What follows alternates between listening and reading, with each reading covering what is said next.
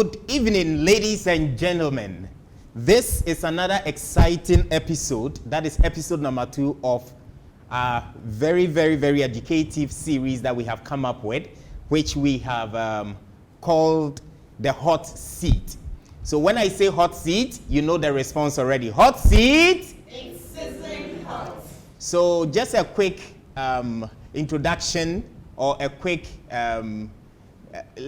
briefing on what hot seat is. This is a program that we've decided to put together. So members of the Evangelical Presbyterian Students Union, Trinity Parish, Madina, decided to put this spectacular program together where we talk to people who have made it, people who have distinguished themselves in various disciplines, right? People who have seen it all. If I'm permitted to say that, they have worked in certain areas of life, and then we try to get them here. As busy as they are, we try to invite them and to talk to them about life so that we can learn from them. Now, I have one of my favorite quotations from the book of Proverbs chapter 6, verse 6 to 8, and I would love to read it even as we commence today's session of Hot Seat. Are you ready? Are you ready? Yes. Hot seat? It's sizzling hot. So Proverbs chapter 6, verse 6 to 8 says that, "Go to the ant, you sluggard, consider her ways and be wise, which, having no chief, overseer or ruler, provides her food in summer and gathers her supplies in harvest." So we are here to learn from their ways and to ensure that we are aware of the various mistakes that they made in life. And because we are aware of that, we would be able to avoid these mistakes. So today we have a couple in our midst, and we are so blessed to have this couple because they are so busy. When we're trying to get them here, it was we were all sitting on tenterhooks. We were not too sure whether we were going to get them. But God being so good, we have these couple over here. And so, with a big round of applause, I want to welcome once again Mr. and Mrs. Amponsa. So, I love to call him Fokofi. And I love to call her name because I think we share the same name. We share a similar name. So, Mr. and Mrs. Amponsa, you are welcome once again. Thank you. All right. Thank you so much for making it to this edition of Hot Seat. This is actually episode 2 of Hot Seat, and this is the conference room, the Peace Hall of the Evangelical Presbyterian Church, Trinity Parish, Madina. So to start with, we want to get to know you. I think people usually see you around. People have heard a lot about Mr. and Mrs. Amponsa. So I would want to start from Fokofi. Fokofi, can you tell us a bit about yourself? When we talk about Mr. William Kofi Amponsa, who are you? Okay. Once again, thank you for having I and my wife here on the hot seat. Okay, William Kofi Amponsa is a second born from a family of 3. Okay. I'm a second born from a family of 3, an entrepreneur, IT specialist. I have 3 children, that is biologically. The foster children 6, so I have 9 children. With a lovely wife right beside me. In short, that's all about William Amponsa, and also a presbyter of EPSU Madina Church. Excellent, excellent, excellent. This is your profile. I don't know what to say. It's actually loaded. 9 children. You decided to have 3 so that you can focus on the other 6 and take care of them. God bless you so much. Thank you so much. We come to Mama Vic, and I love the fact that you are an IT specialist. So today, we're going to learn a lot about you because we see you doing a whole lot of other things, right? So we don't know whether Mr. Amponsa is into this discipline or that discipline. People are, they get confused sometimes, and I'm sure we shall get there. Mama Vic, can you tell us a bit about yourself? Okay, thank you very much for the opportunity. So I come from a family of 10. I am the 4th born. I'm a mother. I'm a wife. I'm a banker. I work with Cow Bank and then an operations supervisor with the Airport City branch. a presbyter of the Madina Trinity Parish. Briefly, that's what I have to say. Wow, wow. That is also loaded as well. I mean, a wife, a banker. We know how busy bankers are, but you are able to still find time to be a mother of 3, I guess. Yes. And then if we are talking about a bigger family, then we are looking at a mother of 9. 9. Yes. 9 children. I wonder how you're able to manage your time and also ensure that you do well, even in the corporate as well. So thank you so much for having you here. So let's quickly talk about this. We want to know your childhood. I'll start with Mrs. Amponsa first. We want to know about your childhood. I mean, when you were growing up, how was your childhood like? In which type of area did you grow up? What kind of parents did you have? Were you given the freedom to do whatever you wanted to do? Did you have a bitter past, or your past has always been sweet? We just want to know something about when you were growing up. Okay, I would describe it as a mix. Growing up was okay with the family.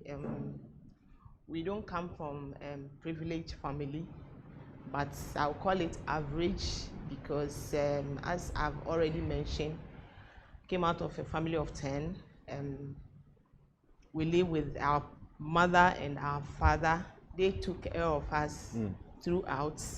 We were not giving out to anybody, but they managed to take care of us through school, through to secondary school. And beginning it was okay, but then it got to a point it was quite difficult. That was when I was going to the secondary school. But then before my primary school days, everything was okay with my parents. But then when I entered into secondary school, it was there was a bit of a challenge. Okay, so we're going to talk about financially. Yeah, we'll talk about school. I mean, SHS life, right? And then we'll talk about a few other things. But let's look at the family line. Yes. So I was born at Newtown. Newtown. Raised Accra, Newtown.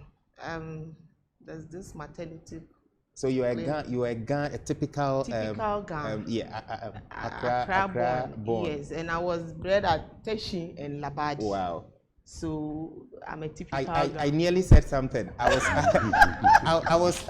don't know whether I'm permitted to say you don't look like a Teshi person. Oh, Teshi Mami. Okay. And then we moved to La Trade Fair. Interesting. We're closer to Trade Fair. Trade Fair. Yeah, so okay. That's where we lived our life. Okay. Throughout before I moved to Madina. Okay, all right, excellent. Yeah. Now there is something interesting about the couple that I love. You know, they have 9 children, 3 are biological to them, right? And then the other 6 are not. Now Mr. Amponsa is from a family of 3. Yeah. And then she is from a family of 10.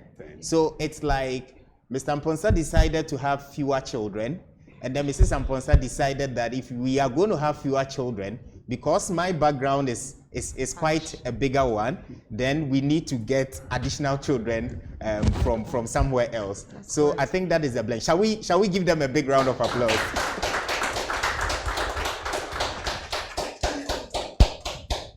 All right, Mr. Amponsa. So let me come to you, Fokofi. Your childhood. When we see you, we think that you come from an astute home. We think that you inherited a lot. Mm-hmm. That is the perception we have about you. Okay. We think that you were more or less a spoiled child from the beginning. I wish. Or you were over-pampered. You know what we mean. Yeah. Can you tell us a bit about maybe our perception is wrong? Yes. I was brought up by my grandmother in the village. Wow. Wow. That's near Mando. Mando, okay. My childhood, I would say my grandmother pampered me. Those were the days there was middle school. You go through primary to middle school. Okay. And those days, we have to walk barefooted to school. It's not now you put on the sun. We walk barefooted to school. One funny thing is, when you put on chaliwate or slippers to school, you'll be punished. But when you go barefooted, you'll not be punished. Because they say no chaliwate in school, you know. It was fun staying with my grandmother. until I moved to Accra for when I started my secondary school. Yeah. So my childhood was, I stayed with my grandmother, basically. Okay, so I'm tempted to ask then, where were your parents? Is it because of maybe work life that took them away? Yes, yes. My my mother is a single mother. Okay. Okay, so she was staying in London, so I had to stay with the mother. So you were with grandma because mommy was not readily available. Around, yeah, All right. yeah. So Okay. I stayed with my grandma throughout my secondary school. I was staying with my grandmother. Okay. Yeah. Yeah. So a quick question: do you have any regrets around you living with grandma, or you would, if you were supposed to be reborn, would you want to still be taken care of by grandma? Because Yes. sometimes, some of us who were taken care of by our parents, we prefer the real parents deal. And then you talk to a few friends, and they were also brought up by their grannies, and then they really, really love the grandmother thing, and they are so stuck to their grandparents that you cannot even, take them away from. I know a friend who calls the grandmother mother, actually, because she grew up thinking that the grandmother was the mother. Did this have any influence on you? No, I would say my grandmother was the sweetest mother. Wow. I lack nothing. She gave me anything I want. I remember at a tree, I'm sure a lot of you weren't born by then, when there was that hunger. Yeah. Yes. My grandmother makes sure I eat 3 times a day. Wow. No matter what will happen. She would prefer to starve and make sure I eat. She was the sweetest. And if they asked me to select my mother or any other person, I'll go back to my grandmother. I always miss her. She's late. All right. I always miss her. Oh, yeah. so may her soul rest in peace. Yeah. All right. So Mrs. Amponsa, you grew up in Teshi, am I right? La, yeah. More of La. Teshi. You were born at Teshi? No, Newtown. Newtown, okay. To Teshi, and then I think after. So you just did a stint in Teshi. School, You didn't. Yeah. Okay. All right. No more. We lived there no more than 6 years. All right. Okay, So then we you moved to La. So La. I grew up at La. Okay. So when I go and mention Mama Vic, the La people would know you. Everywhere. We'll give shout outs to the La T people. Junction to Wow. La Mami to Pawan Junction. Let me quickly chip in there. So during your youthful days, were we still having Labadi Beach? Yes. Yeah. We're having Labadi Beach. All right. We go there a lot. Every Saturday, Sunday, you see us there. Some of us go to sell there. So okay. That place, we go there a lot. Interesting. So the quick question is, did you have protective parents? Because from the way you are talking, it seems your parents allowed you to freely move about. They were not overprotective. Not at all. They don't allow you to move freely. Oh. You don't go out anyhow. At all. Okay. Not under my mother's watch. Her name she's late. We call her Quito. Even though she's tall, we call her Quito. Not okay. under her watch. You dare not go out. There are certain times you need to come, but she knows the time you are closing from school. So she's expecting you at a certain time to come home. Okay. Yes. All right.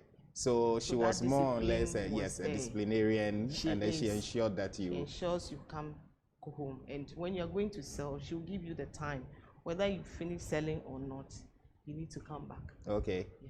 I think this is the second time you are talking about selling. So what were you into? Do you mind sharing with us? Because when we see you, we think that you have arrived. If I can borrow that word and use. And so we are oblivious of the fact that you possibly might have suffered a bit in life. Would you want to share with us? Yes. And why were you selling? Why would you sell around that time? Okay, my mother, she was a trader. She sells everything that comes her way. She travels to the Volta region, to Chiman, to buy beans. And there's this rice we call wachi rice. Yes. She goes to bring those things. She goes to Germany to bring fish, granuts, and all that to Accra to sell charcoal. So when she brings those things, sweet potato, when she brings them, you have to go and sell. Sure. Yes, she has customers she delivers to. So when she brings the items, you have to take it round and go and distribute. When the time comes, you go for the money for her. Okay. Okay. That's what we do. All right. Yeah. So we would talk about this and juxtapose it on your life today, and then we would also ask questions about, or we would want to know whether your training or your background, where you are coming from, with all these things playing in, has had any effect on you. But we'll come to that in a bit. Sure. Now, let's get to Mr. Mponsa. Mr. Mponsa, so you grew up, you were a family of 3, but you grew up with grandma at Amfoiga. Akukome. Yes. All right. So the question is, you growing up in the village, how was life like? Because usually in the village they allow you to free range, unlike Mrs. Mponsa. So I want to find out whether Granny was also strict on you. She didn't allow you to feel free to mingle with the other children, or there were rules that you needed to follow, and once you did the right thing, you could have some time off. Okay. My grandmother was also a trader. Okay. She dealt in share butter and beads. When I was a kid, I was very, very good. I can do beads for ladies and the rest when I was a kid. Excellent. You have to wake up. I think we should come to you again for... You have to wake up in the morning and go and sell the share butter. Okay. By then, they will give you the cloth. Is it 1 yard, the one the ladies use? Yes. So you wake up in the morning, she threw you the cloth, you put it on your dresser. And so you do the color thing? Oh, okay. You do it, and they'll give you the share butter. Share butter. We were about 4 staying with her. Okay. But I can go twice and finish selling my share butter and come back. So she liked me. Okay. Because when I'm going, she will cut the share butter for you. Let's say 1 peso, 1 peso, 1 peso. Okay. I will buy one myself and use it as a distance. When you buy some, I'll cut it. Buy one, get extra. Yes. Sort of. So okay. I try to, so I have customers, I go. All right. So I can go around and sell my share butter and come back and take another one. You finish that before you are ready, your cocoa is ready. It's ready. Your hot water is ready. You both take your cocoa off to school. Okay. You come back from school. You walk to school. You walk to school. Yes. So you come back. By then we do 2 shifts. You close 12 and go back 1. Okay. So when you close 12, you have to go to farm and go and break firewood. No, so the same person, as in you, would go for 2 shifts in school. In school. No, first. How is that? Because shifts. we grew up knowing A and B. So No, it's either you belong to A or you belong to We B. did 2 shifts. You go in the morning, close, should I say break 12, and go back 1. Oh. Okay. Oh. So when you close 12, you have to rush home. Okay. And come and eat. Eat. All right. But before you eat, you have to rush to the farm and break firewood. Carry some firewood. Or some foodstuffs. Because she's a trader, she'll just tell that there's some firewood or something at the farm. So you rush to the farm, bring it, eat your food, fast, and rush back to school. Sure. Then you close at 4. Interesting. Okay, so we were running double shift. Yeah. Okay. Yeah. And yes, she was very, very disciplinary. Okay. In our house, she took the front bedroom. So she normally sleep at the front, and we sleep behind. Behind, yes. Yeah, that's it's like corridor. Yeah. So you can't So get out without when without it's time meeting her. and she locked the door, That's it. her ears are all antenna. Okay. the ears. Yeah. So before she hear, who is that? With me. So once the door is locked, that's it. Until daybreak, you have to wake up by 5, sweep the house, get ready, go and share. So it was fun. For me, it was fun. Okay. Yes. Okay. I went through that, and that, I would say that has made me what I am today. All right. Yes. Okay. I went through that. It was fun. It was fun. Yeah. Interesting. You know, one interesting thing I just picked from you is you initially said that you are an entrepreneur, right? And then you are telling us about, even as young as you were, during grandmother days, you still knew how to go about business and outsmart your other siblings who were other cousins who were around, because you knew how to do business with your customers. And so you earned some very good customers, and grandma loved you so much because of that. We would come to a later point where we have to talk about business, right? Because there are a lot going on now, or there is a lot going on now in the various lives that are gathered here, and we want to also borrow a few pieces of advice from you as well. Now let us quickly move into school life. Okay, so we want to know from Mrs. Amponsa, Mrs. Amponsa, where did you actually school? Let's talk about JHS, SHS, and then you give us a bit of uni. We also want to know some very interesting moments. Maybe you might have forgotten about JHS interesting moments. You still remember, right? I attend JHS. Oh, you didn't attend JHS? You see, forgive me. So it was, how were you calling it? Secondary school. Secondary school. Yes. Okay. So you tell us about your school life. Okay, from infancy. Yes. Okay, so I attended La Adiembra Primary School. Is it still in existence? It's there. Okay. It's still there. Wow. La Adiembra. If you know La Nativity Presbyterian Church, yeah, the school. The school is okay. All right. So I was there from class 1 to 3.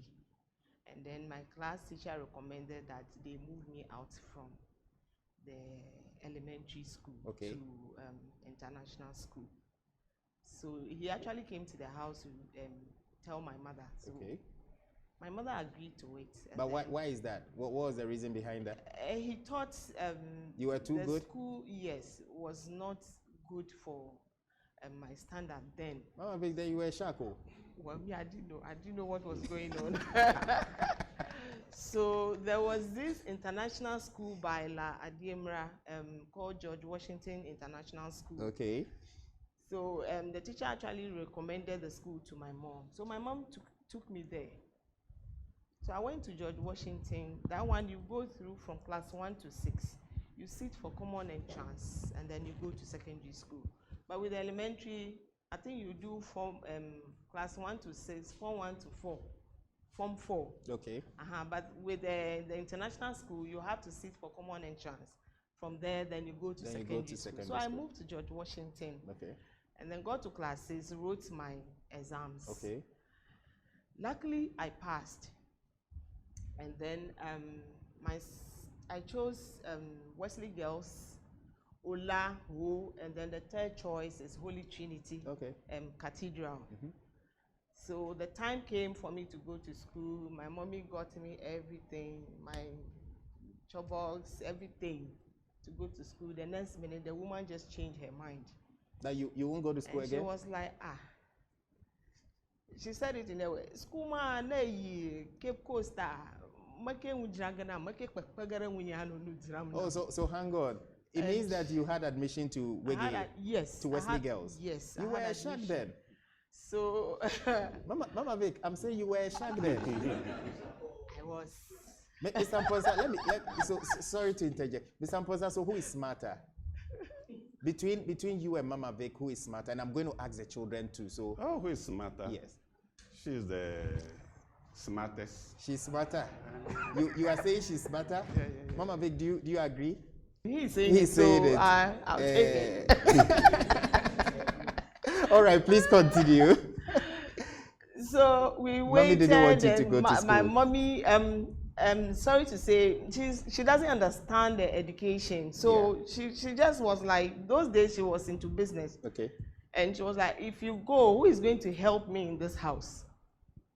And I'm like, but you bought everything for me, so why wouldn't I go? We did everything. My father came in and she was like, no. Then let's go to the one at Accra. So we went to Holy Trinity. Before we got to Holy Trinity, they told us, sorry, the place is full. They were expecting, yes, the time I was supposed to come, I couldn't make it. So that was it. So I have to move to a private school. Wow. So she herself went around, spoke to friends, and then they found a school at Kokomemle called Harvard College. Wow. It was a private school. So they enrolled me there, and I started, and I did business at Harvard College. Okay. Business and secretarial services. All right. So that's what I did at Harvard. Okay. Yeah. Did you enjoy your moments at Harvard? Oh, yes, I did. You didn't have any? We did Form 1 to Form 5. We didn't do Form 1 to 3. Yeah. Form 1 to Form 5. Okay. So I completed Harvard. How many? I can't remember the year right now. I have to go to archives. Yeah. But let me ask this quick one. So, do you have any regrets not going to Wegehe, but you went to Harvard? I have the regrets. Oh. I thought I could have been better. Better off than even today. Even as smart as you are. But if I had gone to Wesley Girls, I don't think I would have. Yes. Oh, you see how the world. Yeah. If I had been at Wesley Girls, I would have missed this young man here. Interested. Yeah. Interested. So that's a blessing. It's a blessing. I think God used mommy to distort your plans and then to ensure that you landed this young man. Yes. All right. So that was my secondary school. Okay. If I should continue, then uni. I didn't go to uni. Okay, so we'll talk about that in a minute. But let me ask: do you have any embarrassing moments in school, especially in Harvard? At Harvard? Yes. You remember any you want to share with us? I do. In math class. Oh gosh. What happened in the math class? My math teacher always embarrassed me, and in fact, I wasn't good at math. Oh, okay. So you were very smart, but you were not good at math. Mathematics. Okay. It was terrible. It wasn't good for me. Okay. It was not working for me. Okay. So it got to a point, secondary school Form 5, I wasn't going to class again because I know when this man comes, he's going to embarrass me again. So I don't go there. Oh. I wait. When his period is over, then you go to school. Into the class. Yeah. But did you pass your maths exam? Funny enough, Form 5, I passed my maths. Oh, Mama Vic, you were shocked. Because. Okay, hold on. We want to, please hang on, Mr. Oposa. I think there's a because there, but you know something, we will keep that. And then when we come back from a quick commercial break, we will talk about the because. So please hold on with the because. Hot seat! Are we enjoying our moment here? All right, thank you very much. So we pause for a quick commercial break.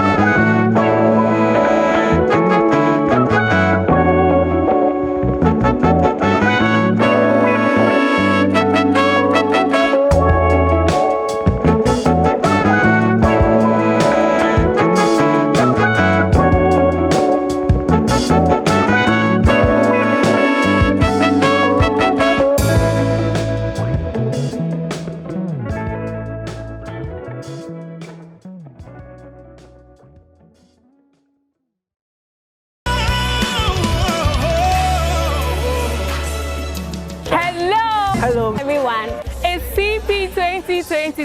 It's happening on the 2nd of December 2022, which is a holiday, a Farmers Day, at Evangelical Presbyterian Church Madina. at 4 p.m. You cannot afford to miss this. Come and let's sing praises. And this year's theme is Power of Praise. Come along with your dancing shoes. And come and let's worship the Lord. Mountains will be broken. We are going to dance. Problems will be shattered. See you soon. Come and you'll be blessed. Thank you.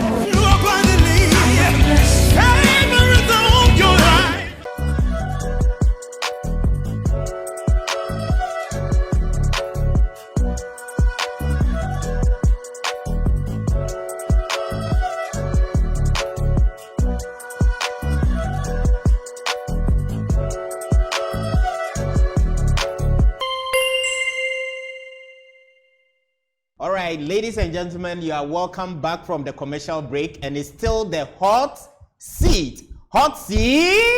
It's sizzling hot. So once again, just to give you a briefing about this is a spectacular, fantabulous program that has been put together by the executive members of the Evangelical Presbyterian Students Union, specifically at Trinity Parish in Madina. We are learning from legends. We are learning from people who have made it, people we look up to. We are learning from mentors of mentors, actually. And so today we are blessed, we are privileged, and we are with much honor hosting Mr. and Mrs. William Kofi Amponsa. We are so blessed to have you here. Thank you so much once again. So, brethren, we were talking about Mrs. Amponsa's school days, and then she was telling us that there is a because that we need to uncover. There is something that we need to get to know, and we want to thank Mr. Amponsa for chipping in there because I think Mami wanted to outsmart us and push that under the carpet. So we want to know the because. Mami. Okay, so somewhere in January, we'll be writing our final exams in July. Okay. That's Form 5. And you were skipping math classes because you were bad at math. You thought you were bad at math. I wasn't getting the concept. Oh. Nothing. And so January to July, okay. I didn't know what I was going to write. So this gentleman in a hostel by our house okay. at La. Okay. In fact, I had friends there. They are male friends. Okay. I have been frying sweet potato in the evenings. Okay. By the roadside. So they usually come there to buy. Oh no! So hold on. Whilst you were in SHS, you were still frying and selling. Because I was a day student. So after school, I'll come and set the table, fry and sell, and people come to buy. Okay. And the guys in the hostel will come there to come and buy my sweet potato. Too. So among them is this young man. Oh. He always come there too. And we now understand where the because is coming yes. in. And that is a legit because. It's a legitimate because. It was supposed to come in. Okay. And so the guys were my friends. About 5 guys in the hostel. And he was also there? He was there. So he was also at Harvard, or he was just at the hostel? No. He was in a different school. He was doing his degree then, graduate school. So he comes there, and then he comes to chit chats, and then go. The others do the same. And eat potato too. Yes, and he was like, he doesn't only eat potato. He does other things too. Something else. I can see. So he asked what I was doing, and I told him about what I was doing then, and then the courses. Okay. I mentioned everything. So he asked about how it's going, and I told him that my maths was that bad. And it was like, maths is the easiest. Okay. Among the subjects you are doing, maths is the easiest. You should pass maths, and he was like, he offered to help. To help. So my friend and I, Millicent. Okay. It was like, Millicent was a bit okay, but for me, dear, you were not that open to. Okay. I wasn't ready for it, and he forced me. He was like, "Come, I will teach you yourself. You come with your friend. Okay. I will help you. You will be able to pass the maths." I wasn't taking him serious. So one day, Millicent was like, "Let's try." So we went to the hostel. We shared, it's just a wall dividing the okay. hostel and then our place. Okay. So we went there, and then he took us through mass. And he was that good? He was. He was. Because I think we started somewhere around March. Okay. March and July. He took me through it. Myself and my friend. We got mass just like that. Wow. Yeah. That's the powerful touch of Mr. Kofi Amponsah. Kofi, he really helped us. You've done well. He got us to understand the concept, that apply these formulas when you go. Okay. Even when you don't get to the final answer, just leave it as just it leave is. it. You will get some marks. You will get it. Oh, he had done his homework well. He came and I got marks. I was surprised. Ah, excellent. Kofi Osho. So Kofi, what was going through your mind at that time when you were helping her? Were you really helping for helping sake, or funny enough? Yes, you were. I was helping. No, I want him to answer, because usually the men, when there's no free gift, there's no free lunch. You know, sometimes. Okay. Let me be frank. Yes. The And I think you were older than her, because you were way ahead of her. Yes. I'm 4 years older than her. Oh, okay. The first time I saw her, not I met her, I just tell myself, this woman, I'll marry her. Wow. That was the first time. So when she was having problem in mass, Okay. it was an opportunity to for show you that to- I can teach her. Yes. So throughout the mass, the send is mass. Yes. It wasn't going other side. Sure, I want her to get a concept. I want her to pass. To pass, and then after passing, you go a step further, because then she would have understood that you are there. I remembered you mentioned La Beach. It's a very special place for me. Wow. Because let me jump. After her exam and everything, that was where I sent her for us to go and celebrate. Okay. And that was where she agreed Wow. to be mine. Oh, interesting. Wow, this is interesting. Hot seat. This is actually sizzling hot. So those of us who are not teaching mathematics, we have to begin to endeavor into. if you will betides those who don't know mathematics. You need to learn mathematics. Well, I think mathematics is a problematic area generally. But so for Kofi, you were not focusing on your books. You were rather focusing on the mathematics of Mama Vic, so that she could pass, and then you could. I did maths in secondary school. Okay. Did maths in sixth form. Oh, excellent. And maths is 1 + 1 is 2. Simple. Good. It's a simple concept. If you understand, I wish I can even do maths to my masters. Wow. Yes, because Wow. maths is 1 + 1 is 2. Although I went to village schools, but maths was something. Shall we give it up to the village champion? So I'm going to call you the village champion there. Yeah, because I mean that's amazing. But I think God has ways and means of letting things go through our lives, and sometimes when we allow Him to flow, things just make meaning after we have gone through them. Yes. Sometimes we go through certain things we do not really understand. You know, she had a problem in mathematics. Has she not had a problem in mathematics, I'm not sure you would have met her, because then you wouldn't have any cards to play. But then her problem in mathematics gave you the opportunity for you to meet her. Yes. So you went to La Beach to enjoy. After her exam, I asked her, how was the maths? So the maths. She would guess, okay, let's find time weekend and go and just. So the quick question. So when you were teaching her, Millicent was part. When you were going to La Beach, was Millicent? I asked her to bring Millicent because I want her to feel comfortable. With the teaching? With the teaching. Yeah, but with the La Beach, I want to know whether Millicent was there. No, Millicent wasn't there. That was our celebration. She decided not to bring Millicent. That was our celebration.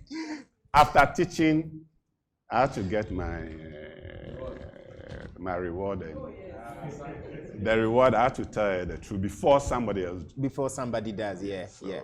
I had to. Yeah. So you acted very fast. So yes, you are not. You definitely. Kofis are not POPs. No, Kofis cannot be. Kofis cannot be POPs. And especially when you are a smart entrepreneur, you cannot be a POP. So kudos to you on that. So congratulations then. Yes. So Mr. Mponsa, let me come to you. How was your school life like? Do you have any like embarrassing moments or any funny times in school? Did you have any nicknames? Because we want to know.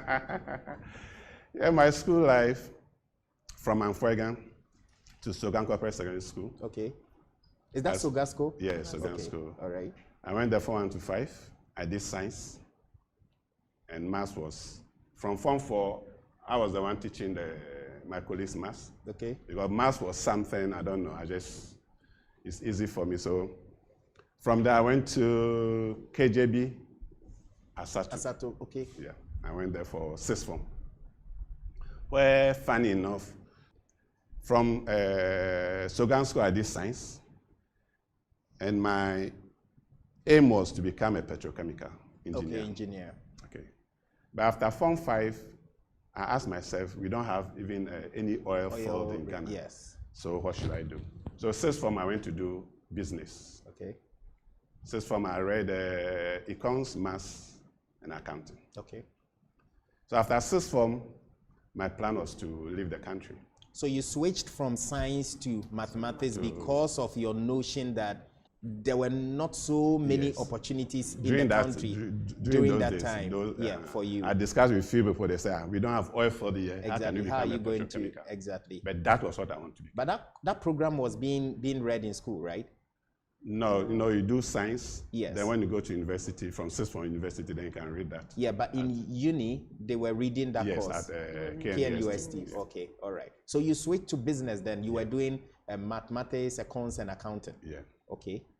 So after that, my plan was to travel, or my mommy was outside, so my plan was to join her in London. Funny enough, I was refused visa 7 good times. Interesting.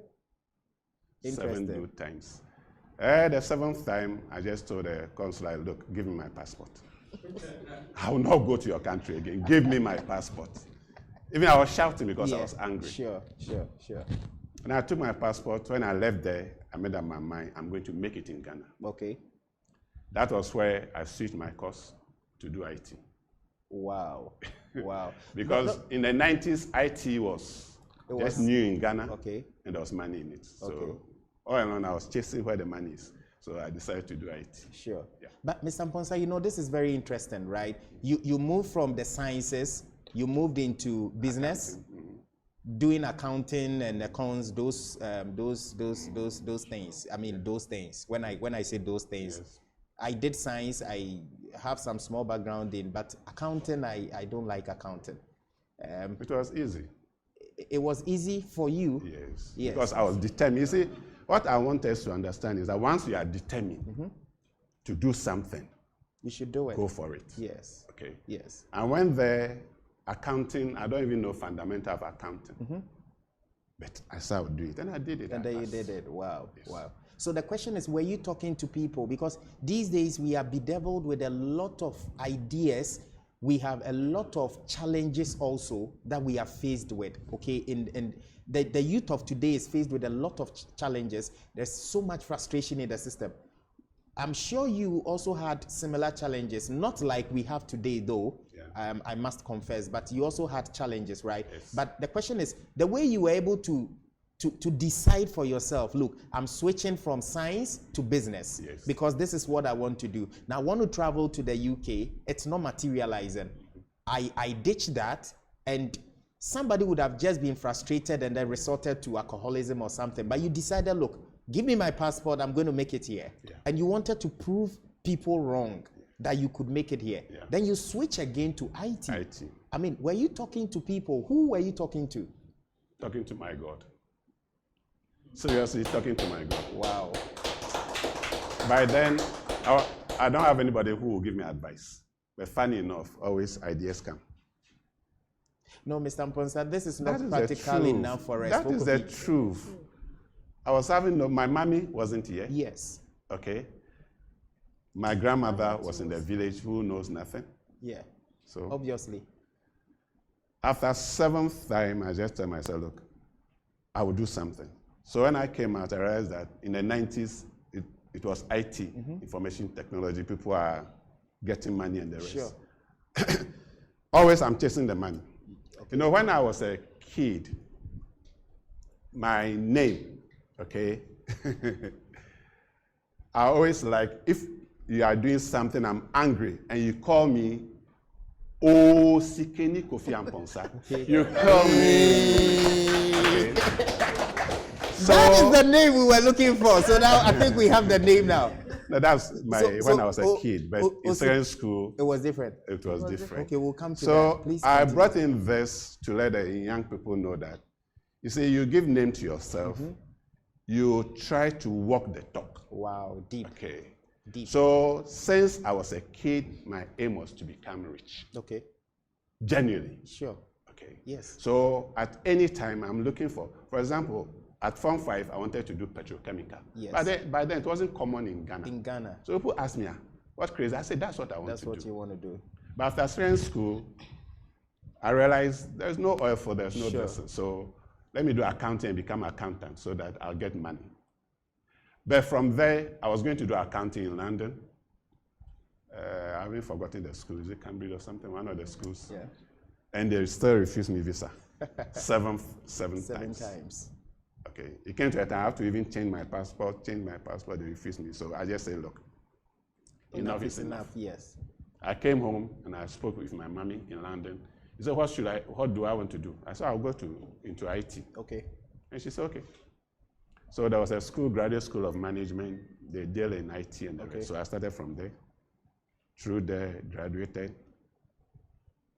Later, do top up, do my master's and everything. And, you know, even when I started work, where I was working, I worked there 3 years without pay. Okay. But I was determined. You were determined. Okay, I was determined. I was under 2 IT managers. Okay. One software, one hardware. I work for both of them. I go to work first in the morning by 7, I'm there. Wow. I close around 11.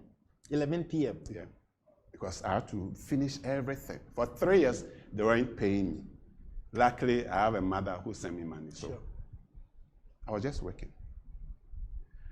After 3 years, I told them I want to resign. Okay. Straight away, they make me a manager. Interested? Yes. I spent another 3 years or 2 years there, and after that, I resigned and formed my own company. Okay, okay. That was 97. 1997. For my own company. All right. So determination. We will come to that, but I want you to stress the determination bit, because I wonder whether you never got frustrated, whether you didn't feel like nothing is working out for you. You wanted to go to UK, it's not working.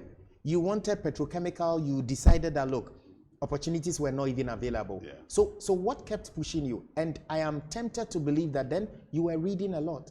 Because how were you uncovering the opportunities? How were you uncovering the fact that the money was here, the money wasn't there, the money was here, so I needed to go into these things? I talked to friends. Okay. I talked to friends. You go into prayers and the rest. So it happens, to be frank with me. Yes. If you ask me who was my mentor, I don't have any. You didn't have? All right. Yes. I just talk to friends, things will just work for me by His grace. Interesting. Wow, that's fantastic. That is good. Let me come to Mama Vic.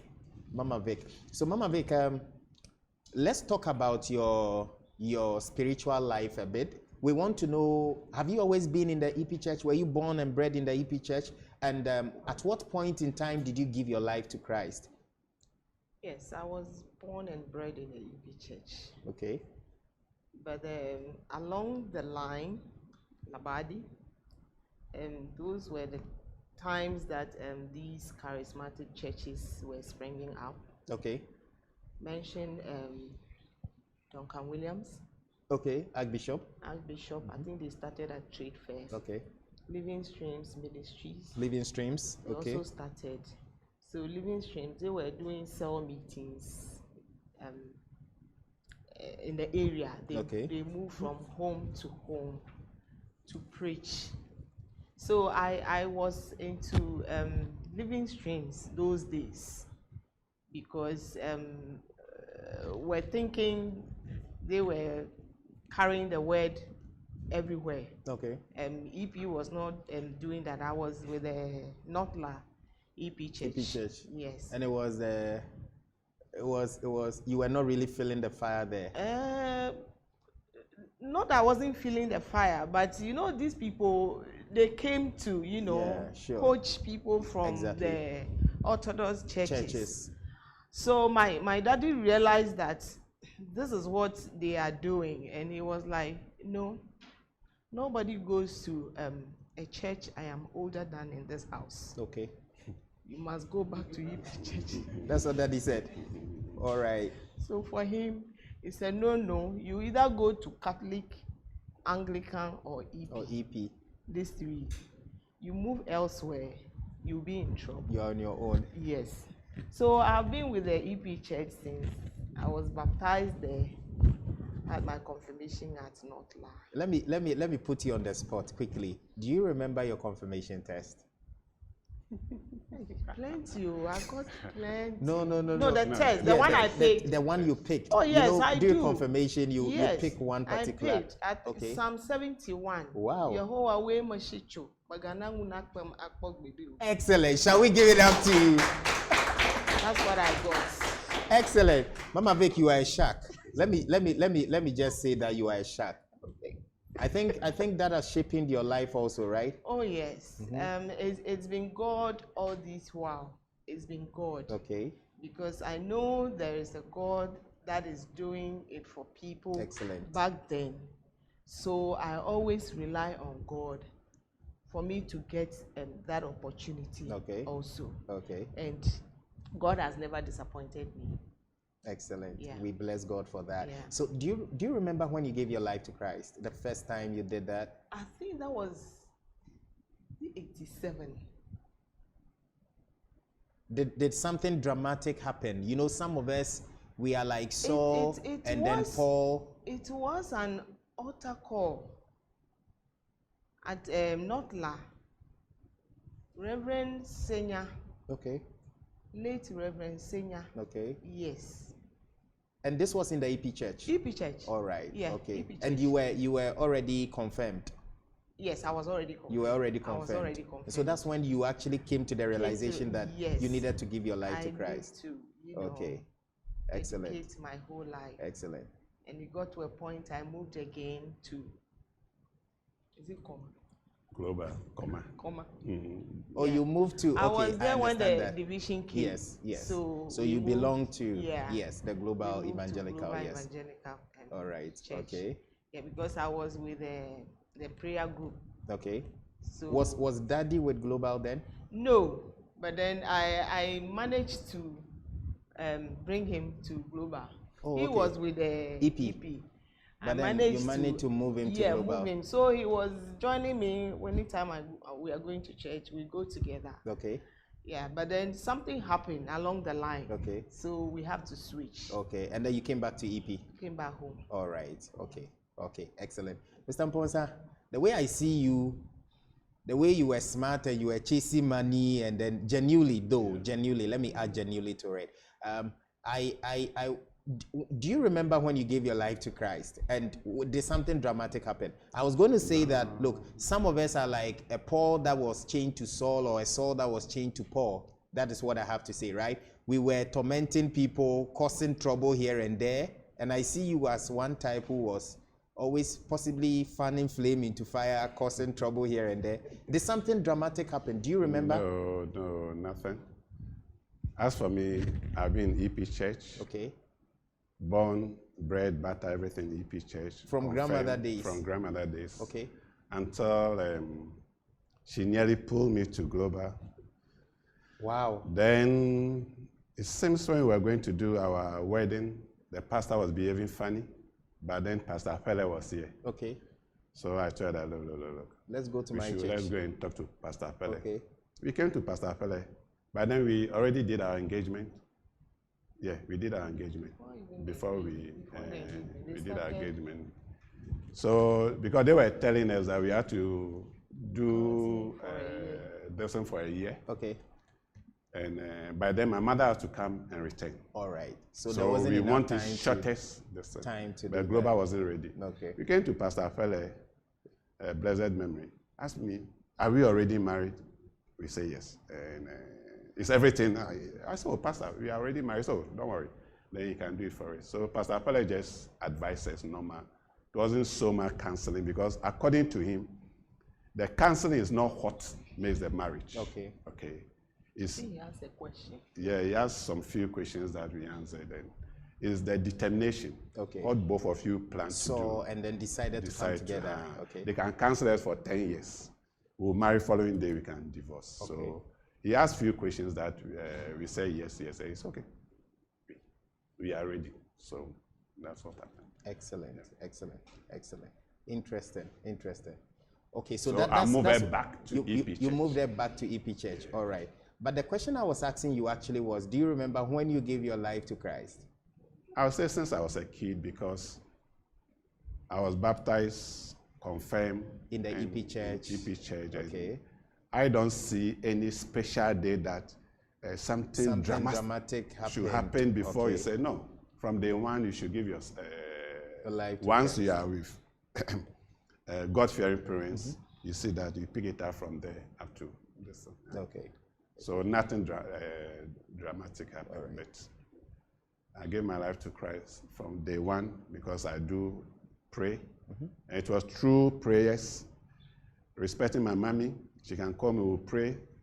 And through that, I'm become what I am today. So, Okay, okay. So nothing dramatic. Yeah. Let me ask Mama Vic. Mama Vic, so I know you, both of you, and especially you because of the relationship I have with you, I know you are very, you love God. You love the things of God.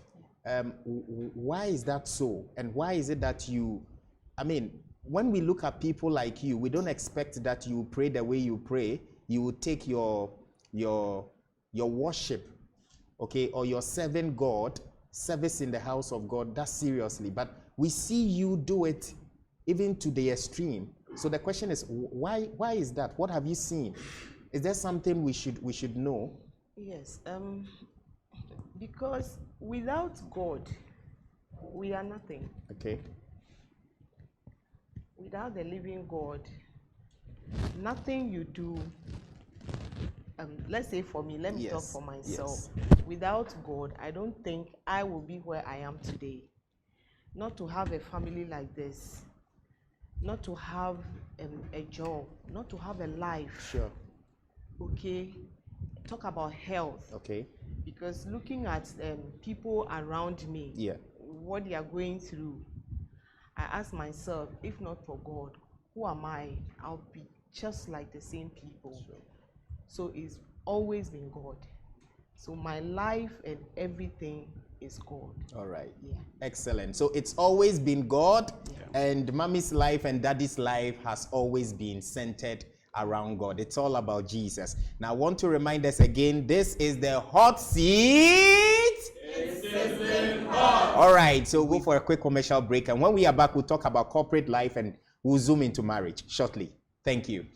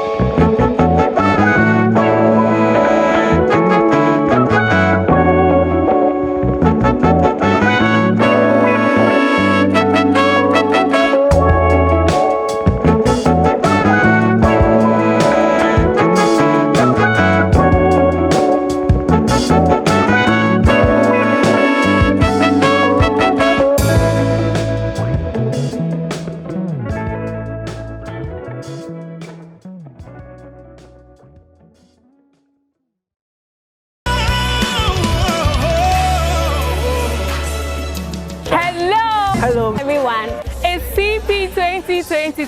It's happening on the 2nd of December 2022, which is a holiday, a farmer's day. at Evangelical Presbyterian Church Madina. At 4 p.m., you cannot afford to miss this. Come and let's sing praises. And this year's theme is Power of Praise. Come along with your dancing shoes. And come and let's worship the Lord. Mountains will be broken. We are going to dance. Problems will be shattered. See you soon. Come and you'll be blessed. Thank you. You abundantly, everything on your life.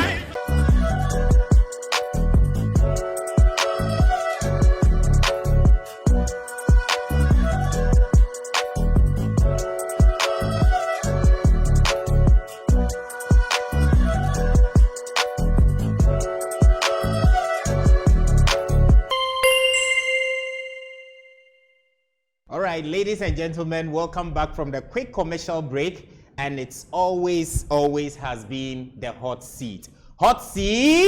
It's sizzling hot. Oh, I can feel you. Hot seat! It's sizzling hot. The seats are actually sizzling hot. Thank you so much. Now we are back to talk about corporate life, right? And then I would want to start with Mama Vic. As I love to call her. I think you are okay with that, right? Fine. All right, you are fine. She's also Elom. She's Mrs. Victoria Elom Amponsa. And which day were you born? On a Wednesday. On Wednesday. Oh, okay. Excellent. So, Mrs. Amponsa, so let's talk about corporate life, right? You talked about the fact that you are a banker. Okay, so we want to believe that your school days led you into doing maybe banking and finance. And then but we see you to have risen through various ranks, right? Yes. And yes, so as a banker, I mean, what informed you to become a banker? Are there any triggers? Were there any triggers in your life that pushed you into? Because you didn't like mathematics, you met someone, your beloved, who pushed you into loving mathematics, right? Or pushed you into passing your mathematics exam. I don't know whether you loved mathematics afterwards, but here lies the case, you are into banking and finance. Yeah. So what informed your decision to? So I took it up from there, and after secondary school, I went to JE Professional Training Institute. Okay. To study secretarial duties. Okay. So I became a secretary, and then started working after that. So my first job was with the Cleaning Masters. I worked there for a year, and then... Cleaning Masters? Yes. Were you cleaning? No, I was the secretary to the MD. Oh, okay. Yes, that was my first job then. And still that time you were seeing Fokovi? Yes, I was seeing him. All right. I think we were married then. When I got the job, yeah. All right, okay. We're married, but then I have to stop because I had a challenge when I got pregnant with my first child. Okay. So there was a problem. So my gynae advised I stay at home for some time. Okay. So I have to resign. So I was home for some time, and then got another job at General Leasing. Okay. That was on contract basis. So I was there for about a year, and then I got another one from Standard Chartered Bank at the Legon branch. Okay. So that is where my banking career started. Yes. Okay. So I was a secretary there, but then the branch is such that if you are there, you should be able to do other study things. What your colleagues does. Okay. So at point in time, even though I was a secretary, I was moved to the front line to work with the personal financial consultant. So I was with them, either the PFC or the customer service officer. All right. Or I moved from there to the cage, to the head teller's cage, to study tailoring. Okay. I was with the operations manager as well, study how to replenish the ATM and all that. So they allow you to learn on the job. On the job. Yes. You can have the personal financial consultant moving into the cage to serve as a teller. Okay. So that is where I learned on the job. I started learning on the job even though I was a secretary to the branch manager. Okay. but they encourage you to learn. Okay. So I picked up from there.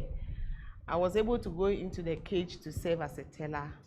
I go to the client services desk to serve as a personal financial consultant. Quick question. Yeah. Usually in the corporate, when you are being moved about, you are doing bits and pieces of things, right? Yeah. Some of us or some people are not very comfortable with such things because you become jack of all trade, master of none, and you are not allowed to specialize, okay, in your area.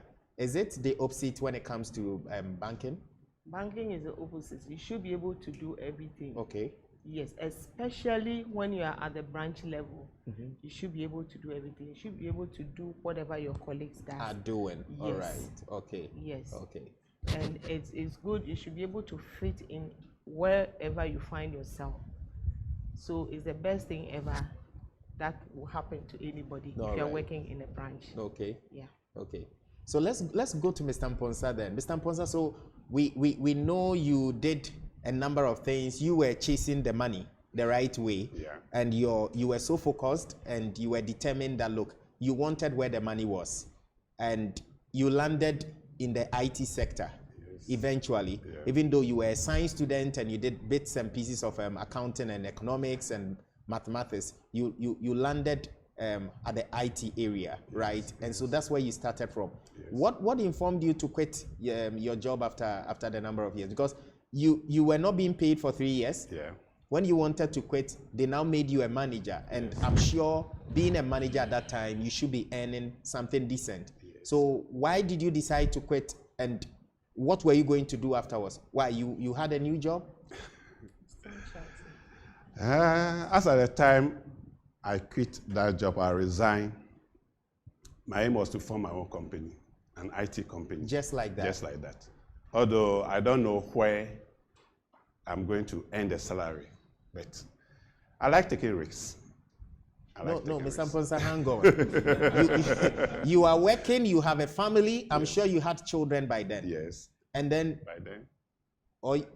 But you have somebody's. No. You have somebody's daughter, beautiful daughter, pretty daughter, that you need to take care of. Yes. Let's say no children, as at that time. Yes. You were decently being paid. Yes. You didn't have a company at that time, because usually they will tell you to start it off on the side. Yes. And when you think it's picking up, then you can quit and then focus here.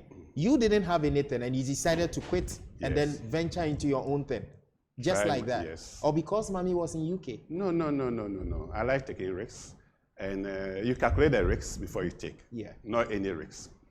As at that time, I remember there was a lot of companies that needed computer, that needed IT support. Oh. And by then, I was the manager for that company. Okay.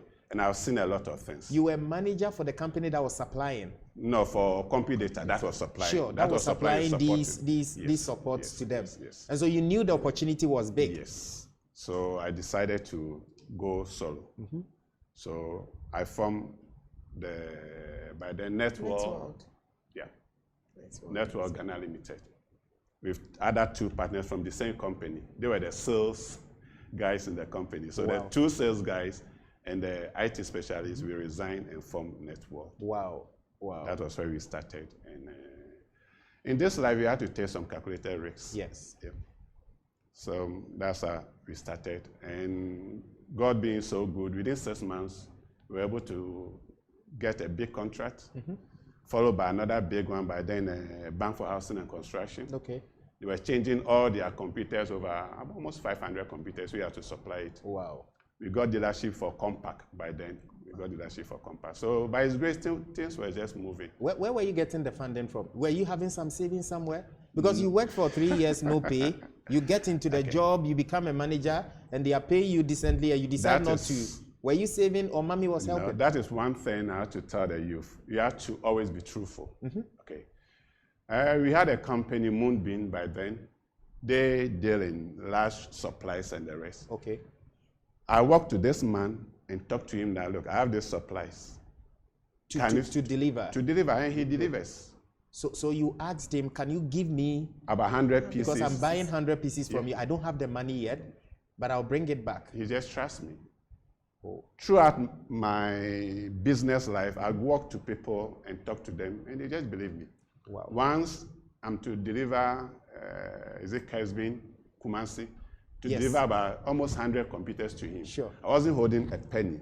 I went to Ultimate Supplies, and I went to the boss. I spoke with the boss.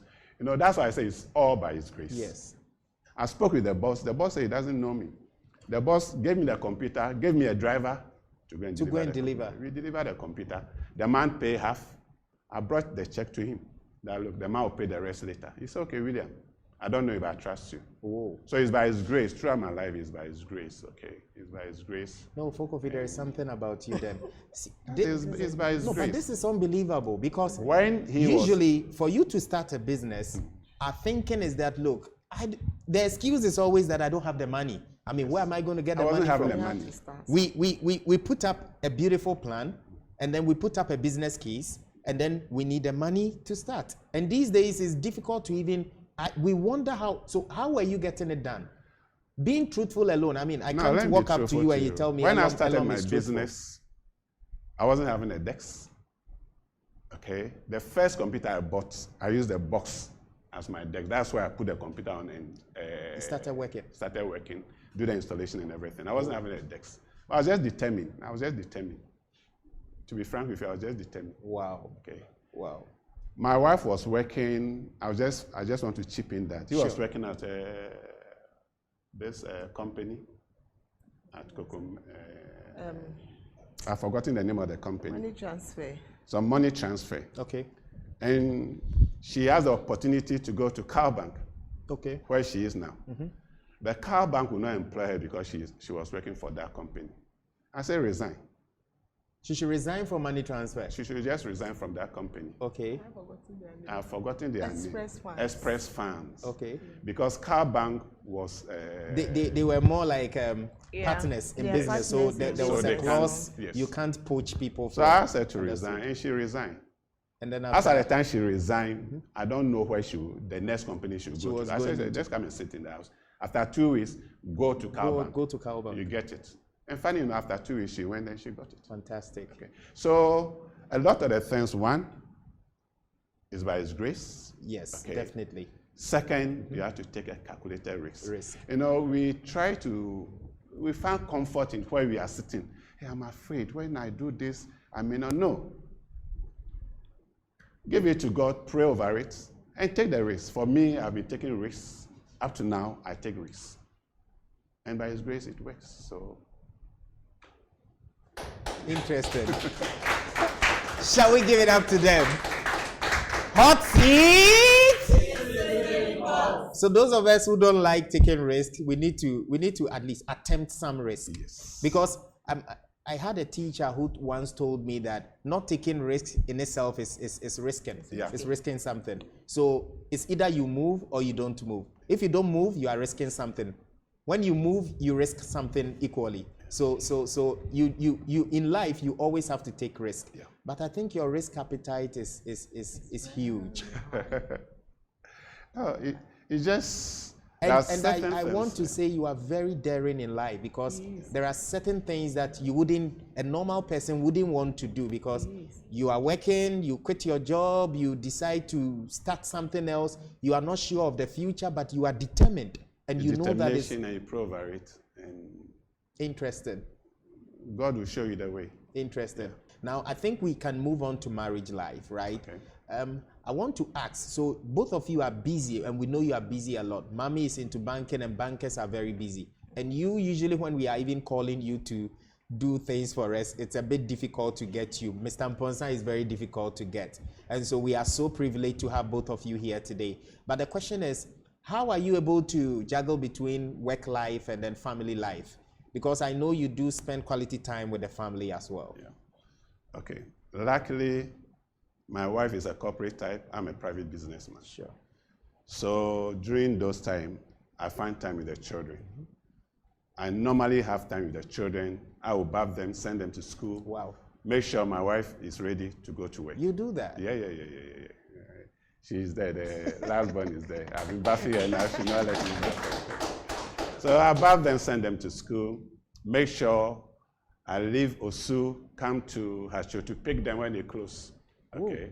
So I dedicated more or less all my time for them as well as my business. Sure. So I try to do between, because I'm a private businessman, I can go to work at any time. Sure. I can close at any time, pick them up, drop them, go back to work. So I was doing it. And weekends, my wife also have time for them. Okay. And normal weekends I travel and she stays with them during weekends. So by His grace, it worked for us. If both of you are corporate couples, that's where there will be a little problem. So in life, maybe when you are going to marry, one person should be corporate, one person should be. I said maybe, I'm not saying that it should be. Yes. If it happened that way, it's easier for life to go on than all of you being corporate. Okay. Would you advise that you marry when you are not working, or maybe one party is not working? Would you advise in this day and age, where the economy is getting to, as we speak now, the economic crisis in which we are today. So would you advise that people go into marriage when they are not even married? As daring as you were, I'm not saying you went into marriage when you were not working, but as daring as you are, if somebody is also daring and wants to get into marriage, I want to get married quickly, and so I don't care whether I'm working or not, would you advise that? Yes. Or would you advise one of the partners shouldn't work? If one of the partner is working, okay, that can take care of both of them. Why not? Because, okay, one other thing we don't know is that there's a blessing in marriage. Okay. You marry and you realize that so many doors open for you all of a sudden. Wow. Yes. There's blessing. You marry and you just don't understand. There'll be so many blessings pouring on you, and you just ask God. At times I ask God, why do you over embarrass me with blessings? Yes. So throughout our marriage life, at times my wife don't work because she do have problem when she's pregnant. So I just say stay in the house. All right. Yeah. But funny enough, just after she's ready to work, she gets a job. Yeah. What kind of God are you people serving? We are serving the living God. The living God. Wow. Shall we give a big clap of him? Hot seat! Brethren in the Lord, this has been Trinity Parish Madina. We are the Peace Hall, and we are hosting a couple I really respect, and we really hold in high esteem, Mr. and Mrs. William Amponsa. And it's been amazing so far. We are really, really learning a lot of things. There are a number of things we didn't know about them, and it's always has been hot seat.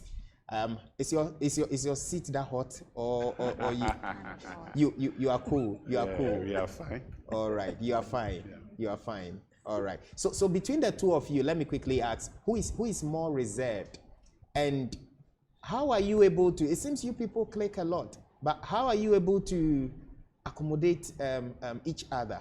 Because usually, I mean, the divorce rate now is over the roof, right? People get married today, tomorrow they are divorced.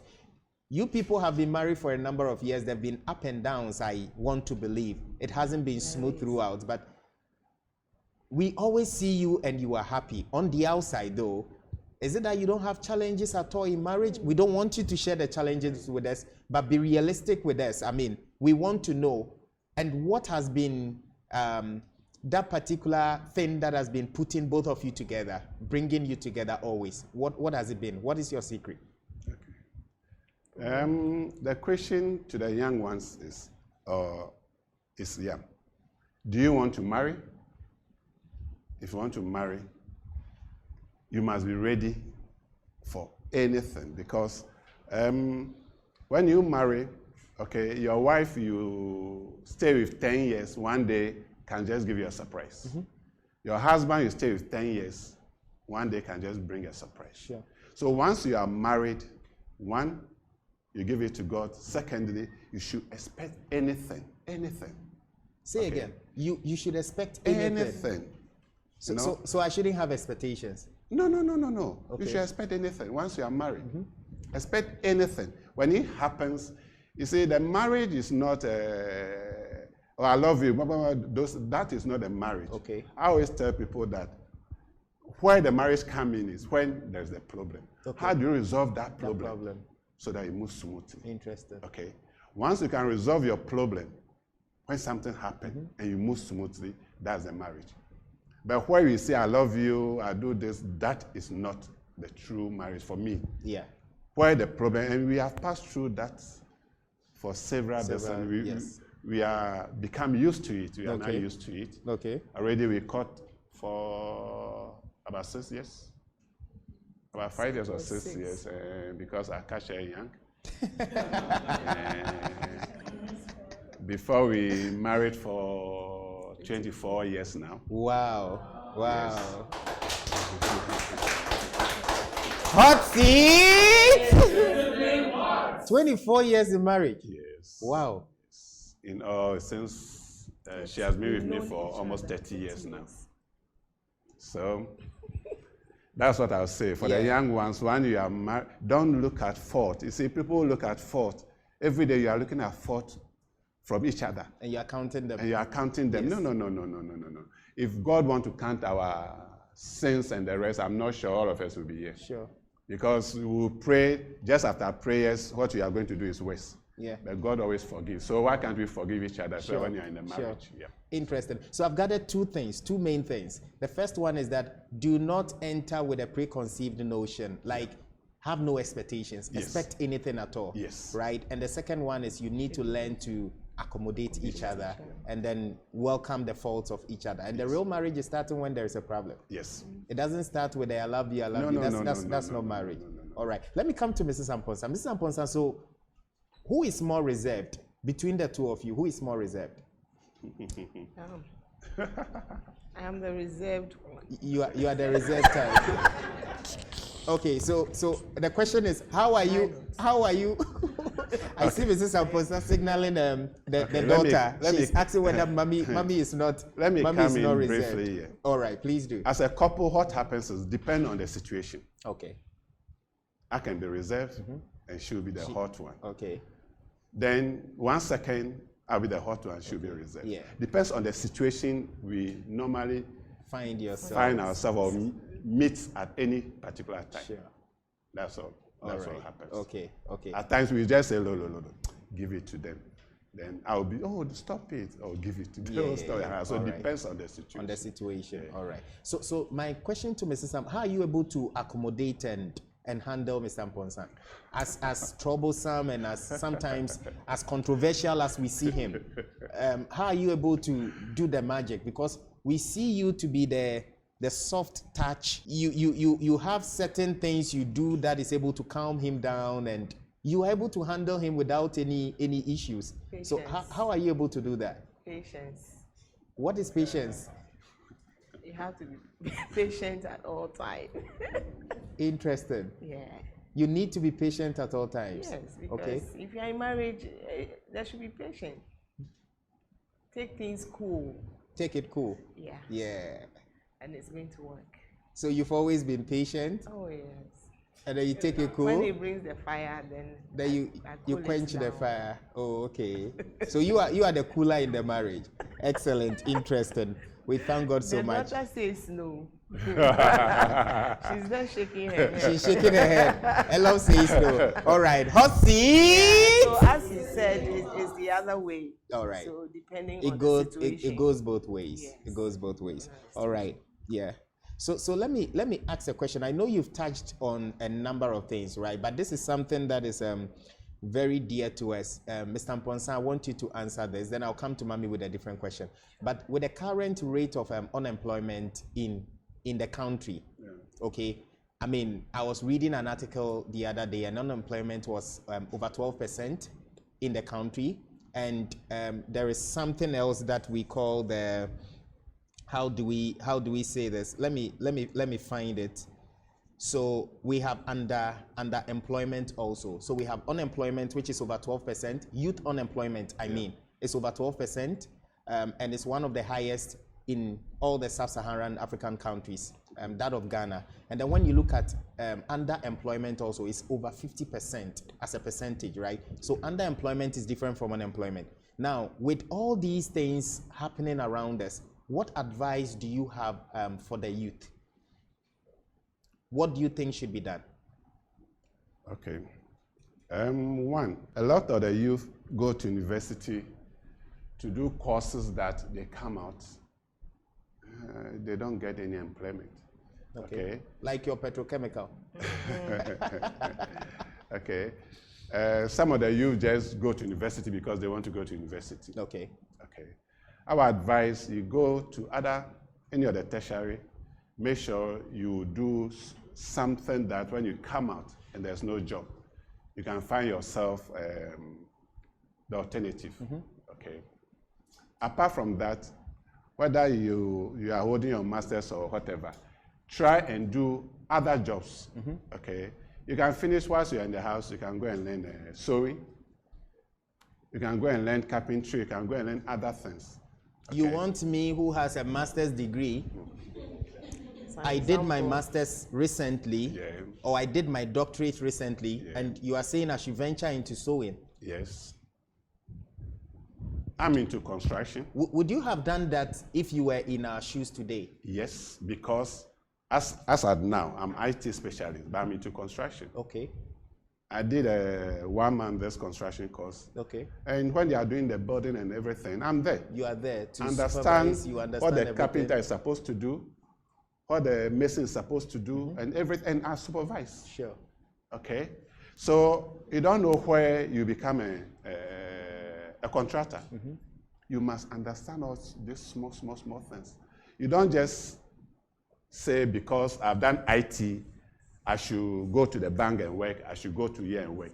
Learn other trades. And I know some few people, although they have finished their degree or master's, is their second job they are now working with. All right. And it's earning them a lot. Okay. Poultry farmers, I'm sure when you interview a lot of them, they are holding their masters. But somewhere along the way, there was no job. So they started with maybe 100 beds, now 1,000, now 10,000 and the rest. So we should look for alternatives. We shouldn't only say because I'm a doctor, and I'm sure a lot of doctors are even into second business. Okay. In our economy now, if you are doing one business, you can't survive. So just sitting in the office, or just trading, or just doing a single thing will not help you. You can't be rich with that. No. Because we'll be coming to that topic. No. We want to know where the money is. You are very good at finding where the money is. So we want you to tell the youth who are gathered here where the money is. And you are saying that living hand to mouth, or depending on just one stream of income, is not enough. Yes. So we need to find other things. You need to find other things. As I know, I'm planning to go into farming. Oh. I've already bought the land. Very soon I'll go into farming. I'll be giving you birds, pigs, and the rest. Excellent. Going to tilapia farming. Okay. Yeah, those are the things. Another project I want to go into. Okay. Yeah. So, Mr. Mpoza, let me quickly chip this in, because this is connected to what we are discussing. Then I'll come to Mami briefly. Okay. Today, this is the question, and somebody actually asked this. The importance of formal education is enormous, okay, and cannot be overemphasized. However, do you believe that is the only way in making it in the 21st century? Please hold on. I hope you got that, or I should take it again. All right. Now, if no, then what do you think should be the focus of the youth today? As money is a necessity for good living and survival. Then if your answer is yes, that formal education is the way to go and that is where the money is, what should be the approach, and what do you recommend to us in pursuit of, or those who are in pursuit of, academic laurels? So in a nutshell, where is the money? Is it when you pursue formal education, or when you want to do your own thing? And we want you to justify any of them. Okay. For me, I'll say the money is everywhere. First, formal education is very, very important. Okay. Okay. Education opens your mind. Your mind. Okay, so I will not say education. Education is very, very important. Okay. Okay. But at the same time, also depends on the course that you offer, as I said earlier. When you are going to the university, make sure you offer a course that when you come out, you can easily be employed. Okay. People come out with some courses I can't remember, but they come out, that course, nobody can employ you. Sure. Although you are a graduate, nobody can employ you. So education should move with skills. Other skills. Okay. as you are in the university, you can be trying your hands on other skills. Other, you know, you may be good in fashion design, you may be good in farming, you may be good in other things. So for me, education is not the solution to everything. to everything. Yes. Okay. It's necessary, but it's not the solo thing that you need. The sole thing. Okay. And a lot of people go into education. They come out. Some of them, you see them working, they are holding their doctorate degrees and the rest. While somebody who is just smart, after first degree, venture into something else, is holding cars and the rest. Okay. Yes. So you have to be smart. You have to be smart. You have to be smart. Okay. You have to think smart. You can be doing education and be doing other things. Okay. Yeah. Because after Form 5 for me, I started small business. Okay. By then, pure rubber, the rubber that they sell for pure water. Yes. Okay. The sachet water. The sachet water. Okay. The rubber itself, Yes. the producing of that rubber Okay. wasn't common. Okay. Okay. So we go to industrial area, I and my partner buy it in bundle. And we cut the rubbers and we were selling. We were doing a lot of money. Wow. When I was in school, but then photography wasn't common. So I bought one camera in school. I take people pictures. And then you take some. Rush to Accra, circle, and print it, and go and make money. Wow. So you have to think fast. That's what I'm saying. Be doing education and be doing other things beside education. Okay. So before you finish your education, maybe even the course you may have done, you will leave it and be doing other businesses. Sure. Yeah. Sure. Wow, interesting. Shall we give them a big round of applause? Shall we give them a big round of applause? All right. So I'm venturing now into marriage, but I will talk to Mrs. Aponsa here.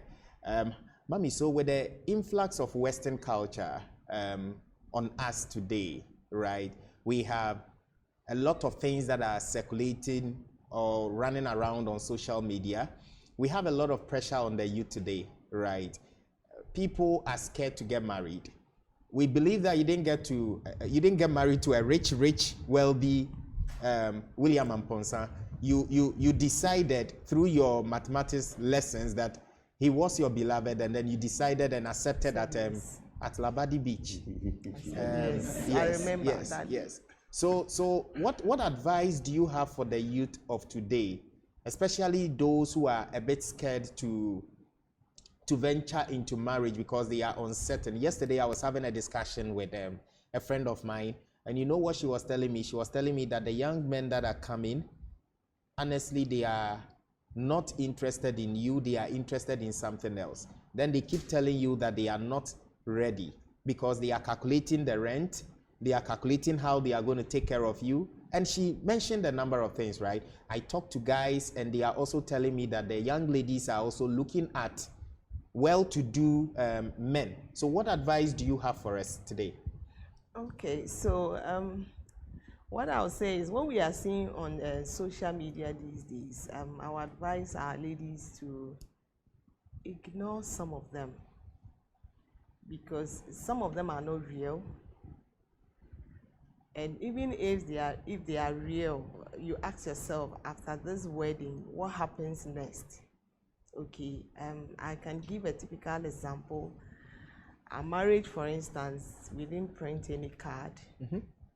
But those were those days, Mrs. Amponsa. But those days, there were big weddings. Yeah, but I want to There were big argue... weddings, just that it's not on social media. There were big weddings, Okay. our time. But you decided you won't print anything, or you didn't have the money to print? The money was there. He had cash, eh? Not much that we can do. We can print cards, we can do whatever. The money was there. Yeah. The mother came in. I had my everything from the UK. I can decide that, okay, let's wear Blow this it type up, of yes. but You decided no. no. I was thinking, so after this, what happened? Yeah. If we waste this money, can't we use this money for investment or anything? So we're thinking about all these, and we didn't even plan inviting 1 million people to come and witness our wedding. It was our parents who were adding, wanted to do it in a Osofo's office there. Okay. And then You really wanted to do that? yes, Just the pastor The with, pastor's office. and then you bless it and that's all. Yes, I remember Mrs. Lowe was like, oh, then let's ask the choir to come and sing one or two songs. And then his auntie was like, oh, then if the choir will come in, then let's use the church, the top there.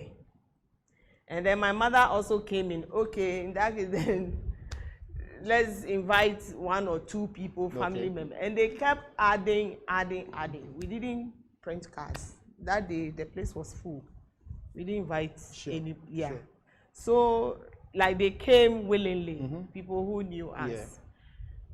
There wasn't any big party. It was pastries and drink. Okay. And that was it. We had our wedding. If you want to follow this, now when you rent a place to hold an event, it's in over 15,000 plus. A friend was telling me 60K. Just the venue. Yes. It depends. Yeah. Just the 000. venue. Yeah. Before the decorator comes in, and then the chairs. So you go into like 100,000. That 100,000, can't you invest that money? That you can have your wedding in the church, a simple wedding, and then invest the rest of the money. It's the best ever. If we follow these things on social media, it's not going to take us anywhere. No lady or no young ones should follow this.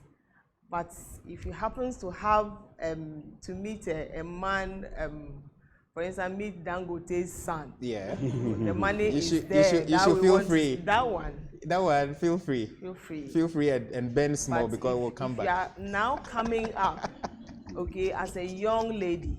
Okay, let's say I'm a young lady, I have my small car already. What is wrong after marriage? I decide to change my car to a 4x4. Okay. I think I will choose to get a better car over a big wedding that I'll pay for 100,000 for a venue. I won't do that. No, it's a not. People shouldn't go for that. The focus rather should be on the marriage that you are going into. That should be how you are going to live, how you are going to manage your marriage life, your finances. That's where the focus should be. Okay. But don't waste it on a one-day event. All right. Okay. Thank you so much. Thank you so much, Mrs. Amponsa. So I think we will be ending very soon, but I have a couple of questions to ask. Then I will take your final words, okay? So this is a very important question to us, and then it goes this way. You know, health is becoming, interestingly, health is becoming a concern these days, especially among the youth. Initially, there were certain diseases that were associated with old age. But these days, the young folks are rather the people who are suffering from these diseases, and it's becoming a big concern, right? We have liver diseases, we have kidney diseases, and we have other things as well, right? But we see both of you, you are aging, but you are not aging. You are still sweet 16. So what has been your secret, and what advice do you have for the youth in terms of health or health issues, if I may say?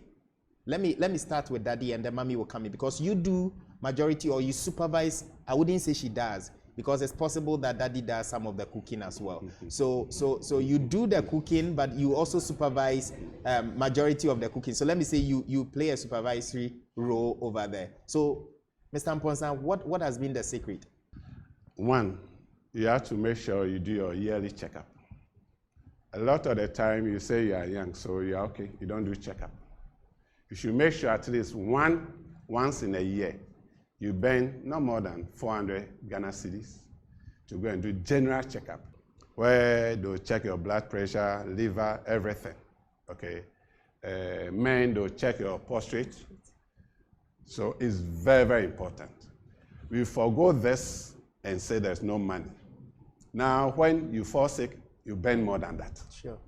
So your monthly checkup is very, very important. Okay. 2, make sure you have a vitamin. You know, the food we take cannot provide us with all the vitamins we need in our body. Okay. So make sure you get some simple, not so expensive vitamins that you take once a day. Okay. It helps. Okay. And thirdly, have a peace of mind. Peace of mind. Say again, peace of? Have a peace of mind. How can we have peace of mind in this economy? How can we have peace of mind under the pressures we are undergoing? If you don't have the peace of mind, what will you do? Okay. So you just have to have peace of mind with your God, with yourself. God says we should leave everything for him. Sure. Okay.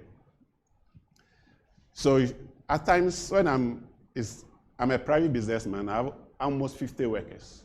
At times before the month end, I don't even know how I'm going to pay them. But seriously, I pray to God before maybe Friday, getting to the month end, I'll get some checks or something to pay them. So I'll say, to have a good life, make sure you do checkup, you take your vitamin, you try and have peace of mind with your God, with yourself. And the rest follows. Okay, excellent. Mommy, would you want to add something to this? Yes. And also, don't skip your breakfast. A lot of people skip breakfast. Okay. Yeah. So breakfast is very important. It's Rather very, very important. late. Don't skip breakfast, because breakfast is the first meal that you take. Yeah. Okay. I'm not a doctor, but if you don't take breakfast, before you realize, you may get ulcer. Oh, yeah, sure. And you spend more money to cure it. So make sure before you leave house, please take breakfast, take your vitamin, and start your day with prayers, and that's it. Okay, thank you. All right, so let's listen to Mommy. I'm sure because she supervises the she may have something. I always look at her and Mommy turned a certain age band, okay, recently, and I was shocked when they told me about it, because I thought she was that young, but she looks young, but she's not that young. She's old. Please talk to us. Okay, so our advice that we eat healthy. Okay, the cause of these high blood pressure, the kidney diseases, when you go into it comes to the food we eat. Okay. The kind of food we eat. eat. So let's watch it, and the time we eat. The Indomies and the other. Indomies, Yeah. that one. Let's cut it down. Okay, sodium content, and etc. the time we eat it. Okay. Okay, so our advice by 6 you should eat your supper. You don't go after 6. It helps. Yes, we eat very late and then go to bed. It doesn't help. Yeah.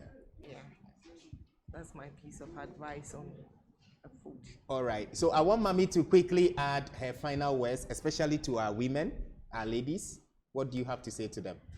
Okay, so to my dear ladies, I want to touch a bit on the employment thing. Fine, we have our various vocations, our degrees and all that. What I have to say is we can go online these days. Okay, we have our mobile phones. We can go online and then study. There are a lot of programs online now. When you go to YouTube, like whatever you do, you can add on a bit to whatever you do. LinkedIn is there. There are free courses there that one can apply over there. Learn something, okay, and then improve on yourself. If you're a caterer, if you're a seamstress, you're a banker, accounting student, an IT student, you can always add on. Go online and learn something, add some value to yourselves. So when you find yourself in a pool where you have to be selected, you will have an advantage over the others. They will pick you and leave others because you have done something extra, even though you all did the same program. So that's the piece of advice I have for my young ones. Thank you so much. Hot seat! Oh, I can't hear you. Hot seat! All right, so we take our last commercial break, and when we come back, we have a surprise for you, and then we shall end it.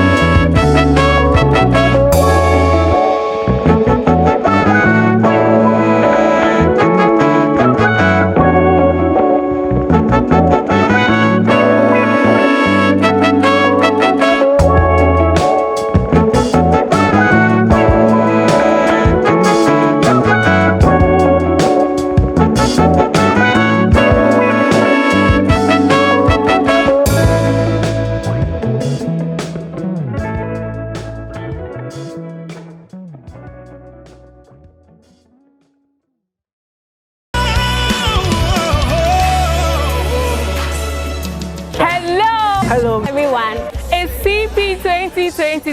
It's happening on the 2nd of December 2022, which is a holiday, a farmer's day. at Evangelical Presbyterian Church Madina. At 4 p.m. You cannot afford to miss this. Come and let's sing praises. And this year's theme is Power of Praise. Come along with your dancing shoes. And come and let's worship the Lord. Mountains will be broken. We are going to dance. Problems will be shattered. See you soon. Come and you'll be blessed. Thank you. You abundantly. Favor on your life.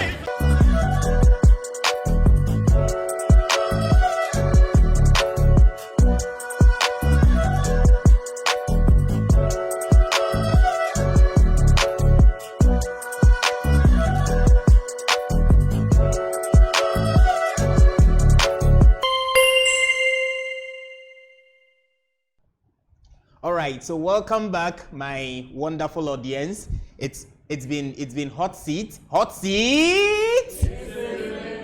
All right, so once again, we are at the Peace Hall of the Evangelical Presbyterian Church, Trinity Parish to be specific, and this is a program put together by the executive members of the EPSU Evangelical Presbyterian Students Union, where we interview or we have lunch and then dinner with astute individuals, people who have made it in life, and we want to take a bit of what they have gone through in life. I mean, life is lived forward but understood backwards, so it's good that we try to learn from these people who have made it in life.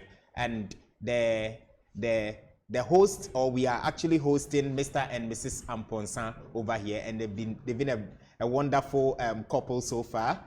We are really enjoying it. We have a couple of questions for you, so let me just talk about this. On the breakfast issue, you know, we talked about what we should do to keep healthy, and then you mentioned the fact that we shouldn't skip breakfast.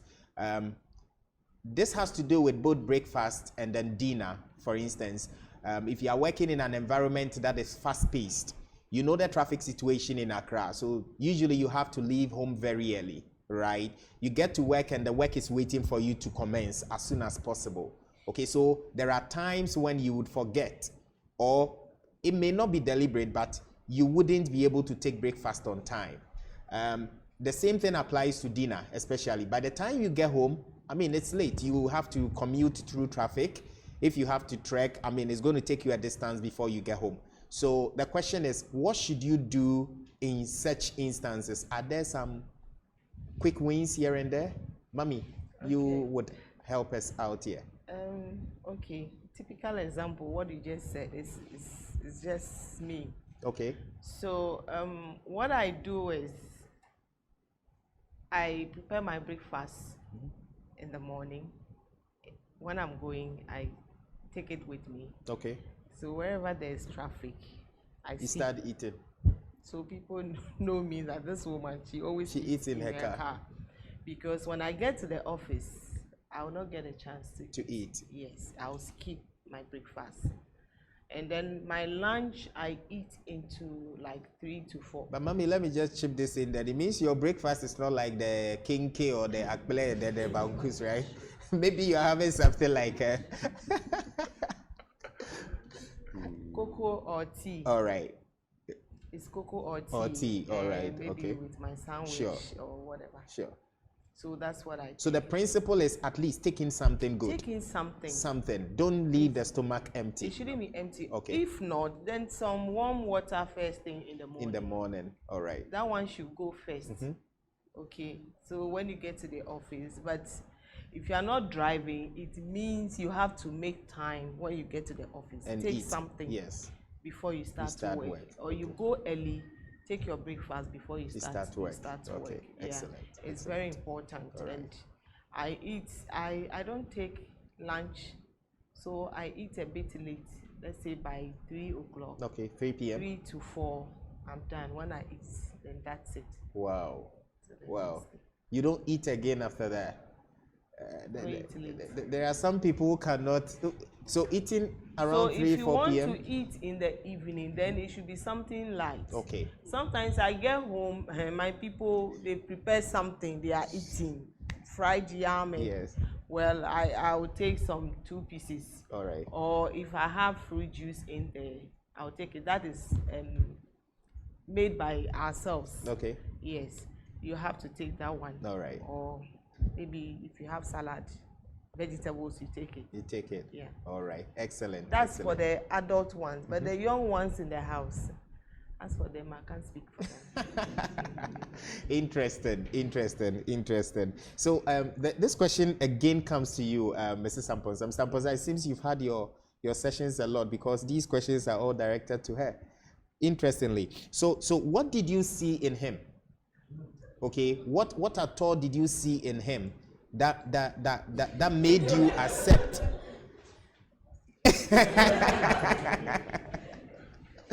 What at all did you see in him? There should have been something striking. Yes. What did you see? At the time, he was quiet. Okay. He was quiet among his The peers yes. and the hostel. He was the quiet type. And you know, my mommy, she was a married at that time. She doesn't tolerate, you young men coming to the house. Yes. But one funny thing, he came to the house and the woman didn't ask him anything. For once, she didn't complain. My daddy didn't ask questions. Okay. He just came, greeted them, and mathematics teacher. Yeah, welcome, B. The mathematics teacher has come. He comes to the house. But I saw some humility. Okay. Yeah, always the quiet type. But when you go to the hostel, the others were jumping here and there. Okay. But for him, he's always calm, quiet. And initially, he didn't come out to say anything to me. Mm-hmm. So I thought, he's a good person, because the others were harassing. This one will call you here. This one, I'm like, what is this? But for him in particular, he was gentle. He was cool. He was focusing on the mathematics on the maths. But afterwards, Labadi Beach. Shall we clap for them? Wow, interesting. So for Kofi, then this question too must come to you to help our men.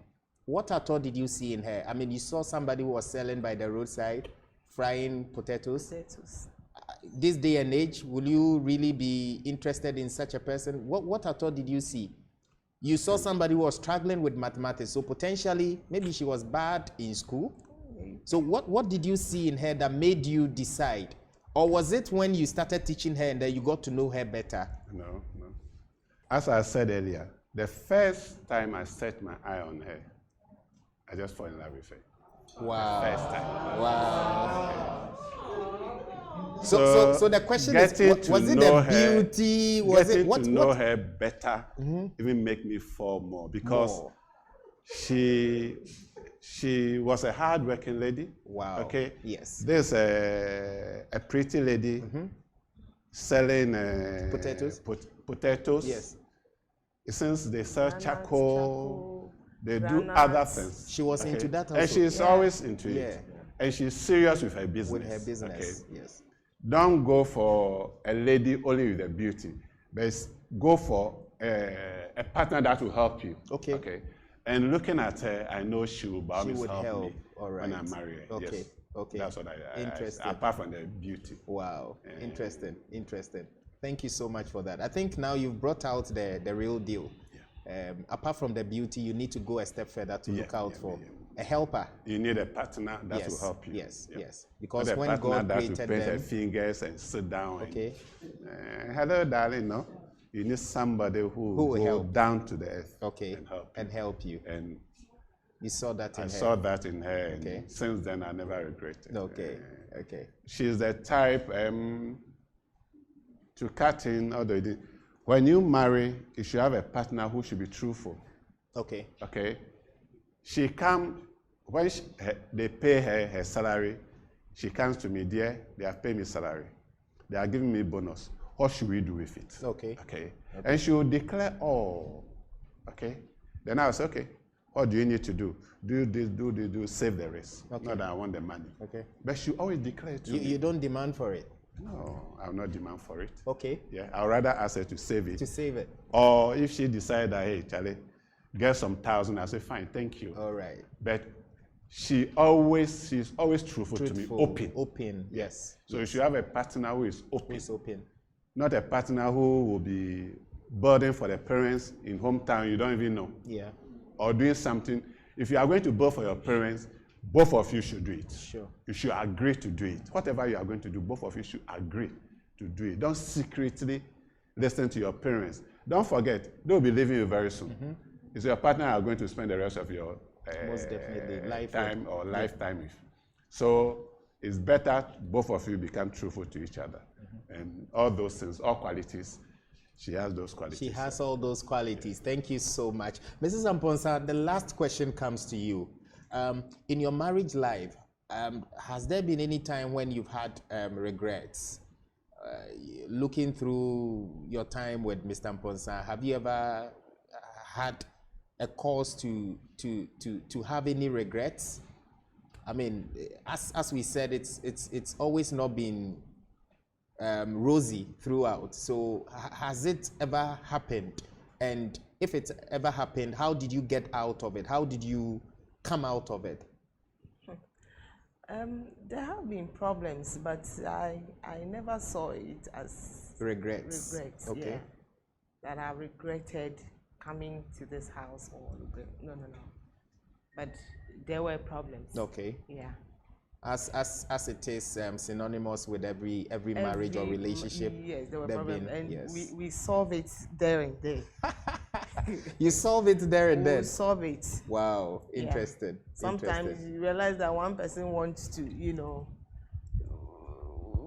go without having it resolved, but then the other will make sure, hey, let's resolve this issue. It has not been resolved, so let's resolve it. Okay. Before daybreak, and we do that. All right. I've not had any regrets. All right. Yeah. Okay. Thank you very much. I will leave the final words to Mr. Amponsa to do for us. And brothers and sisters in the Lord, it's been hot seat, and we are hosting Mr. and Mrs. William Amponsa. They've been a wonderful couple so far, and we are really learning a lot from them. So we take our final words from Mr. Amponsa. Okay. Final words for the youth or to us. Okay. All right. What I will say is that that this goes for both ladies and gentlemen. Gents. Yeah. Follow your heart first when you are going for a lady. Follow your heart. Okay. Take the risks. There are some ladies you may think that this lady is beyond my. No, there's no lady beyond you, or there's no guy beyond you. Really? Follow your heart. Take the risk. Mm-hmm. Maybe all that the lady also admire you. Oh, courage, So have that courage. Approach. Don't be Mr. POP. The ladies, look at the young guys. Look at the potentials. Okay. Don't just see, this guy is a small boy. No, look at the potentials. Because when I started with my wife, she looked at the potential. Okay. And I'm sure, as of today, she never regretted taking that risk. Okay. Apart from that, those who are in the education, please don't just stick to one course. After your course, make sure you do other things. Apart from that, when you let's say you are into IT, don't finish your BSc in IT and just leave it that way. Do other short courses.